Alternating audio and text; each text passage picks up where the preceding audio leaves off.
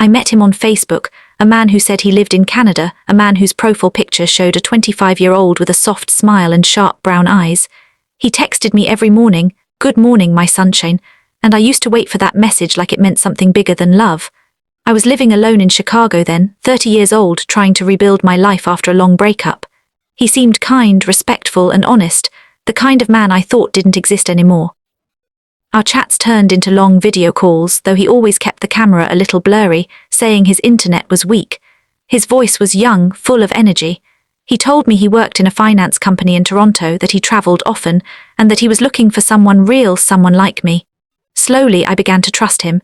He knew how to make me laugh on my worst days. He remembered every little thing, my favorite coffee flavor, the book I was reading, even the color of my bedroom curtains. Weeks became months, then one night he said, "I've never felt this before, Emily, I want to marry you." I froze, not because I didn't want it, but because no one had ever said it with that kind of tenderness. He sent me a ring photo the next day and said he'd come to Chicago to meet my parents. I told him it was too soon, but he said, "When the heart knows, time doesn't matter." I believed him. I wanted to believe him. We decided to have our engagement virtually, over WhatsApp. He told me he'd bought me a diamond ring and even showed it to me on video. I showed mine too, and we laughed like teenagers. My friends said it was crazy that no one gets engaged online, but I told them love doesn't always follow rules. Finally, the wedding date came. He said he was flying in from Toronto, landing at O'Hare Airport. I spent the whole night decorating the small event hall near my house, candles everywhere, flowers in soft pink shades. My heart was racing. I couldn't sleep. I kept checking the flight tracker every 5 minutes. When I saw landed, my hands started shaking. I rushed to the airport with my best friend. I stood near the arrivals gate, holding my bouquet tight. Every young man that walked out made my heart skip. And then I saw him, my breath froze. A man was being wheeled out by an airport assistant. He looked around with tired eyes that matched the man in the profile picture, but the rest didn't. He was old, maybe 50, maybe more, and sitting in a wheelchair. My fingers went numb, the bouquet fell from my hand, and everything turned black. When I opened my eyes, I was in the hospital. My friend sat beside me, her face pale. I whispered, "Where is he?" She didn't answer, she just looked away. A few seconds later, the door opened and he came in. He had tears in his eyes and said softly, "Emily, I didn't mean to lie. I just wanted someone to talk to. I didn't think you'd ever fall for me if I showed you who I really was." For a long moment, I couldn't speak. My heart felt torn between anger and pity. I looked at him, at the man who had been my dream for months, and I couldn't understand what was real anymore. He continued, "I had an accident 5 years ago. I lost everything. My wife left me. My job ended. I made that Facebook account just to escape my loneliness. But when you came into my life, I started feeling alive again." Tears rolled down my face. I wanted to scream, to ask why he played with my heart, but something stopped me.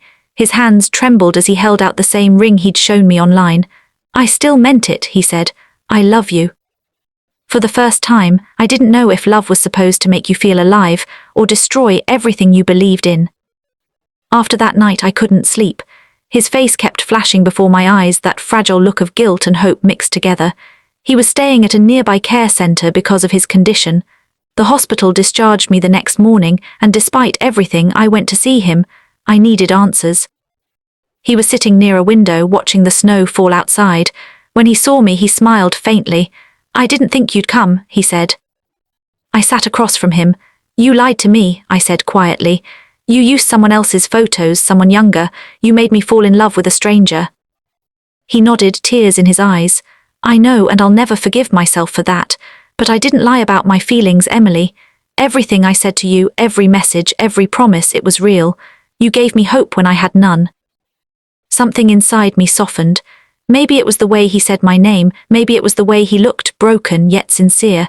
He told me about the accident that left him paralyzed, about how his wife abandoned him after finding out he couldn't walk again, about how his only son stopped visiting him. His loneliness had eaten him alive. "I didn't plan to meet you," he said, "but when you said yes to the engagement, I knew I couldn't back out. I wanted to see you once, even if you hated me forever." It was strange. I should have hated him, but I didn't. I felt betrayed, yes, but I also felt something deeper, compassion, maybe because I knew how it felt to be lonely. Over the next few weeks, I visited him often. We talked for hours. He made me laugh again, even from that wheelchair. And slowly I began to realize that the man behind the lie was more real than the young face in the photo. One evening he held my hand and said, "I don't expect forgiveness, Emily. I just want to thank you for reminding me that I still matter." That night when I went home, I found a message in my inbox from the real person in the photos. "Hey, you don't know me, but someone's been using my pictures for years. Be careful." My heart dropped. If he wasn't the man in the photos, then who was he really? The next morning I confronted him. "Who are you really?" I demanded, showing him the message. His face turned pale. For a few seconds he said nothing, then whispered, "My name is Daniel, it's Mark." My heart pounded. "So even your name was a lie?" He closed his eyes. "Yes, but not everything. The feelings, the dreams, those were mine." I didn't know what to believe anymore. He gave me a file from his bag, medical papers, an ID card, and a letter. "This is the truth," he said. The letter explained that he had once worked as a software engineer, but was fired after a fraud case he didn't commit. The company had blamed him for something his manager did. The accident that paralyzed him happened when he tried to take his own life. He had spent years alone, bitter, broken, until he created a fake account, just to talk to people again. "I never thought someone like you would care," he said softly. I stood there for a long time, staring at him, trying to understand how love and deception could live in the same heart. That night I made a decision. I helped transfer him to a better care facility. I didn't promise anything more, but I didn't walk away either. Months passed. He began writing again, sending short emails every week, not about love but about hope. He said, "Thank you for seeing me when no one else would." Sometimes I still visit him, not because I love him the same way, but because he reminds me that everyone hides pain behind something beautiful. He lost everything, but he gave me something too, the courage to look beyond the screen, to never fall for pixels again, only for truth. And whenever I pass the airport, I still remember that moment, when the man of my dreams rolled out in a wheelchair, and I fainted. That day I didn't just lose a fantasy. I found the reality of how deep loneliness can make someone lie, and how love, even born from deceit, can still change a broken heart.